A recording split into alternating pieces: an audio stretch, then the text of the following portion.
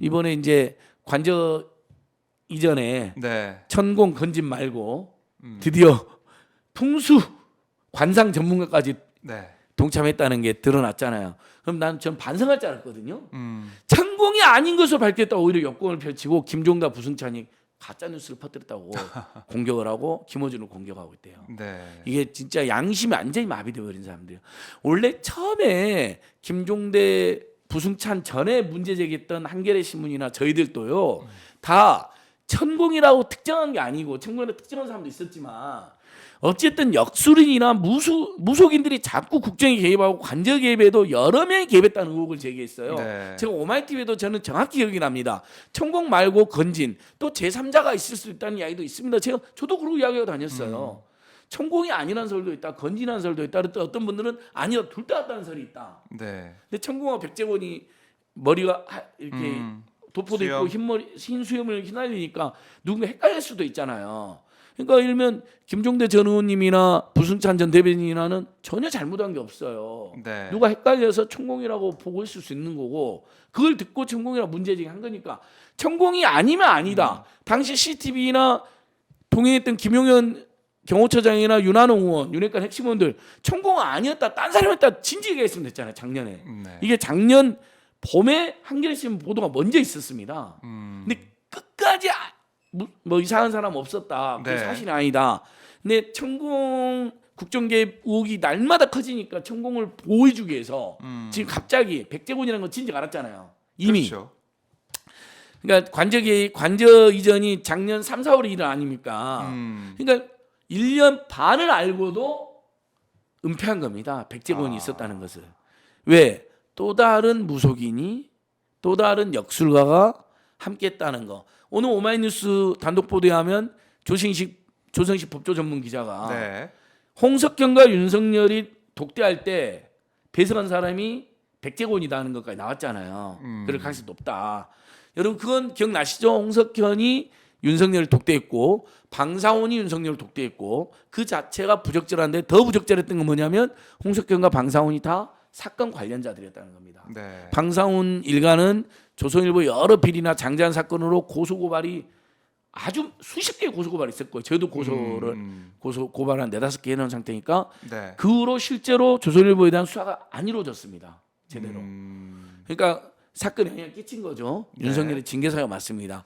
홍석현은 당시에 변희재 미디어치 대표랑 분쟁 중이었습니다. 태블릿 PC 온 관련해서 진실 공방으로. 네. 그럼 만약 홍석현 만나갖고 역술인하고 너가 대통령 될 관사니 내가 봐주겠다는 거 하나 하고 그 다음에 야 JTBC를 명예훼손하는 변희재 좀 엄히 처벌해줘 해가지고 실제 명예훼손 사건으로는 이례적으로 징역 5년이 구형됐고 네.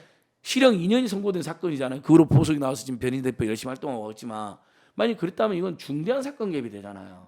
그럼 홍석현도 윤석열도 동시에 처벌받아야 될 사건. 그래서 여러분 요즘 추미애가 옳았단 말이 유행하는데 추미애 전 당시 장관이 네. 홍석현을 독대한 것을 징계 사유 1호로 청구했던 겁니다. 부적절한 왜? 만남. 자기들이 피해자로 명예훼손으로 고소해가지고 변희재 수사를 받고 있는데 서울중앙지검은 윤석열을 만났어요. 서울중앙지검 변희재 씨를 수사하고 있었어요. 네. 냄새 나잖아요. 근데 역술인도 대동시켰어요.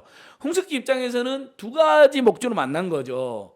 아, 이 사람이 왕이 될 상인지 한번 역술인한테 백제곤이한테 물어본 거고 그 다음에 한편으로는 홍석현이 이제 술 먹으면서 뭐 장시간 술을 먹은 거로 되니까 그 변희 좀 어떻게 해줘라는 부탁을 했을 가능성도 있는 거예요. 그리고 그런 첩보가 법무부에 들어갔고 법무부가 판단해 보니까 그런 가능성이 높으니까 추미애 장관이 첫 번째 징계 사유로 홍석현을 비밀 독대한 걸 올려놓은 겁니다.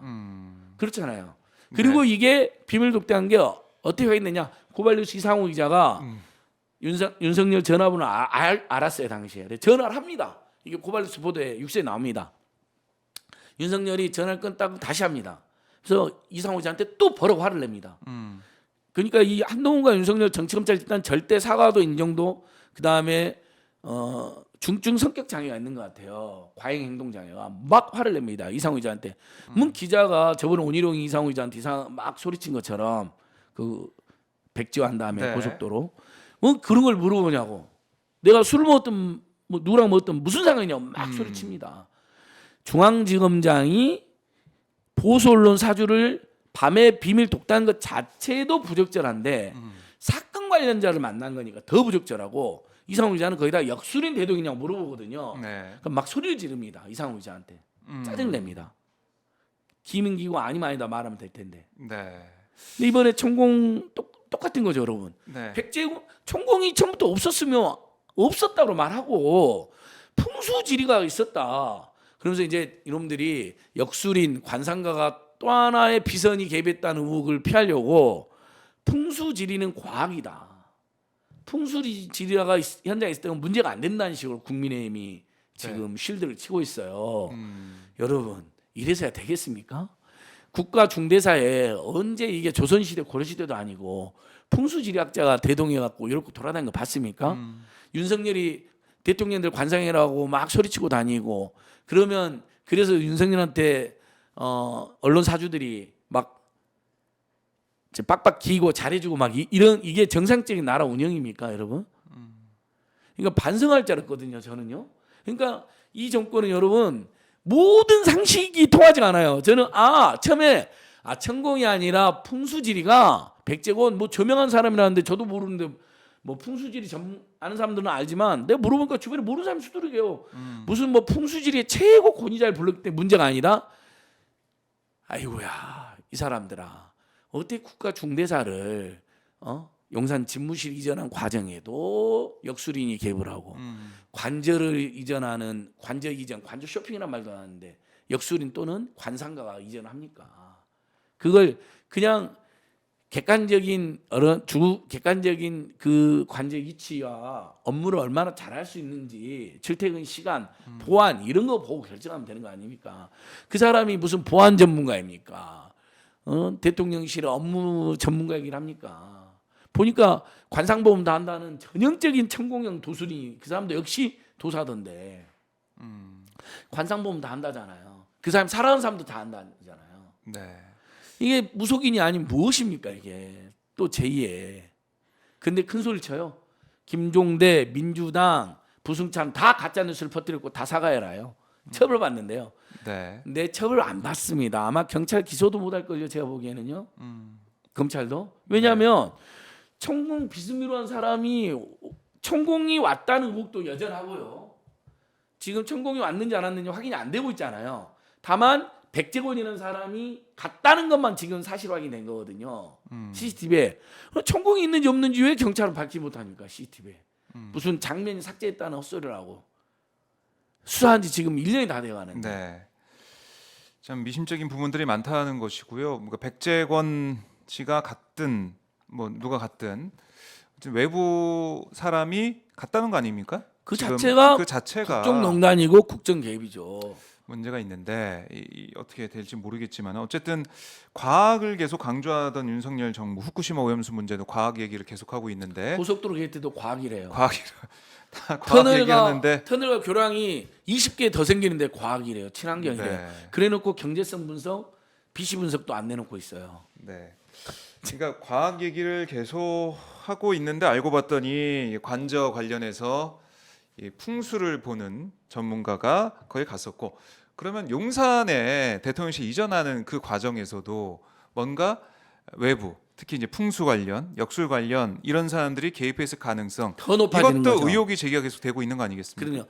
여러분 관저에 역술인이랑 백제곤 씨가 개입했다면 집무실 이전은 얼마나 더 많이 개입했겠습니까?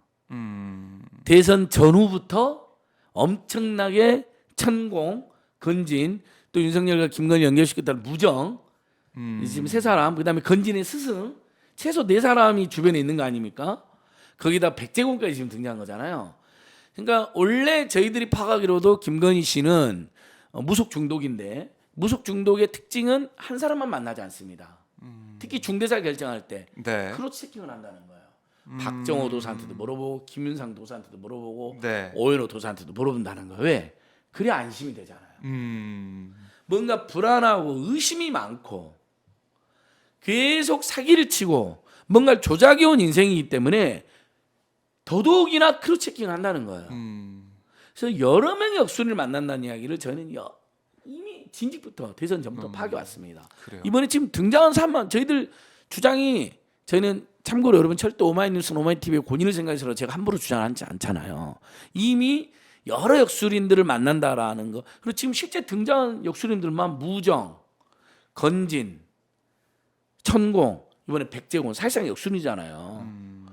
무속인잖아요. 풍수지리가라지만 지가 관상을 보면 그 사람이 사는 사람도 다 보인.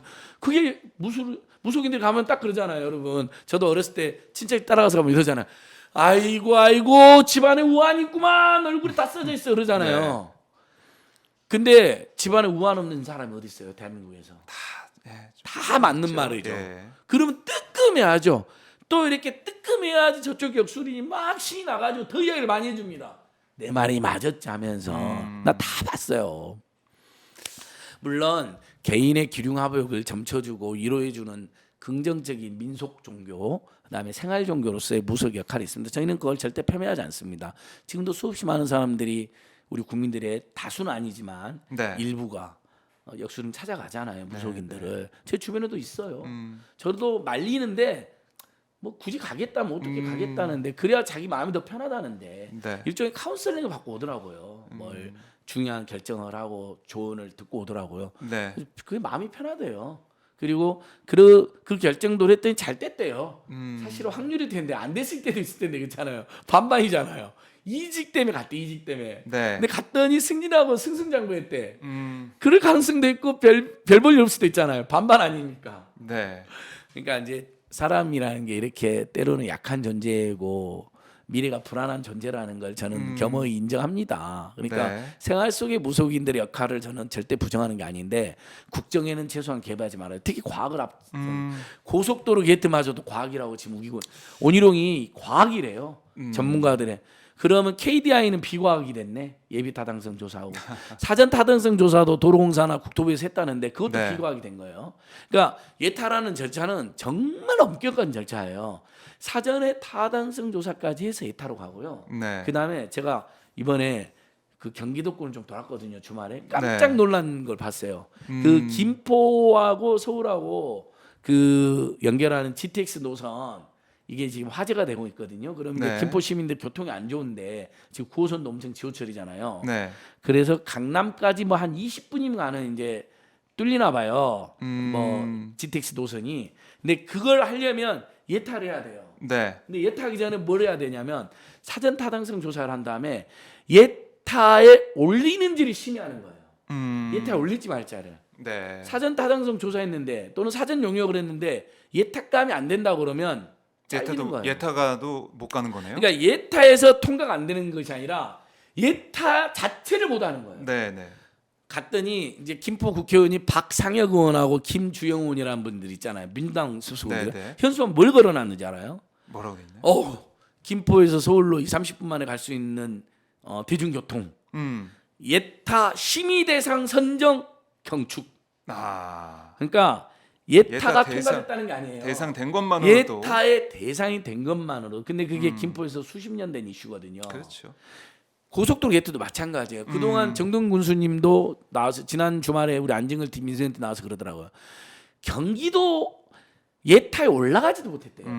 어디서 좌절되냐? 경기도 단계에서. 아. 이제 기초단체에서 의견을 내면 광역단체가 그렇죠. 또는 도로당국이 네. 그 민원을 접수해서 네. 지자체에서 사전 타당성 조사나 사전 검토를 해보는 거예요. 네. 그러면 예타 올릴지 말지를 검토하는 거예요. 계획에 세우고. 그 단계에서 다 부결됐다는 거예요. 아. 오로지 양서면, 그러니까 강상면안도 옛날에 있었는데 그것 다 부결. 오로지 양서면안만 사전 타당성 통과하고 네. 사전 검토 통과하고 예비 타당성 선정이 되고 그다음에 예타 겨우 통과되고 야, 예타까지 통과했으면 그 얼마나 과정이 기뻤을까. 네. 10수년이 걸린 거예요. 네. 2008년부터. 그 전부터 추진한 사람도 있었거든요. 따져보니까 20년 안팎이 걸린 거예요. 그래서 양평 국민 모두가 만세 진짜 정동 군수 잘했다. 지금 국민의힘 군수 전진선 갑자기 김건희 쪽으로 종점을 틀어야 된다고 주장하는 이 사람도 우리 군수님과 공무원이 군의회에 너무 있을 때. 잘했어요. 군의 의장하면서. 예. 정말 극찬을 아끼지 않았어요. 왜냐하면 그 안이 아니면 통과 안 된다는 걸 너무 잘했던 거죠. 아. 좀 이따 더 이야기는 하는 걸 하고 어쨌든 입만 열면 과학 이야기잖아요. 네. 윤석열의 입에서 여러분 과학하고 자유 너무 지겨울 정도로 듣잖아요. 그리고 그동안 문재인 정권이나 지난 정권이 너무나 비과학적 정치적이었다라고. 네. 틈만 나면 정말 국민들이 이제 듣기 싫은 말이 있을 거예요. 과학, 자유, 전정 부탁. 아, 서희초등학교 그렇네요. 선생님의 안타까운 희생 극단 선택도 전정 부탁. 고속도로 게이트도 문재인 정부에서 용역이 공고됐으니까 전정 부탁. 네. 법에 의해서 예비타당성 조사하면 본타당 조사 절차상 무조건 하게 돼 있는데 그 해당 부처가 기재부가 예탈하고 예산안을 못 쓰게. 그다음에 국토부에 예타 괜찮아 그러면 국토부가 마지막으로 타당 조사하는 타당성 건데 조사하는 건데. 그것도 문재인 정부가 한 거래요. 그것도 고속도로 게이트도 문재인 타. 다 뭐든지 과학적인 그리고 과학. 아, 근데 풍수지리가 데리고 다녀. 근데 역술인 데리고 다녀. 네. 근데 천공의 이야기랑 너무 국정 운영이 일치해. 그건 어떻게 해서 할 거야? 왕자 파놓고 다녀. 왕자 파놓고 다니는 게 과학입니까? 윤석열, 김건희 씨?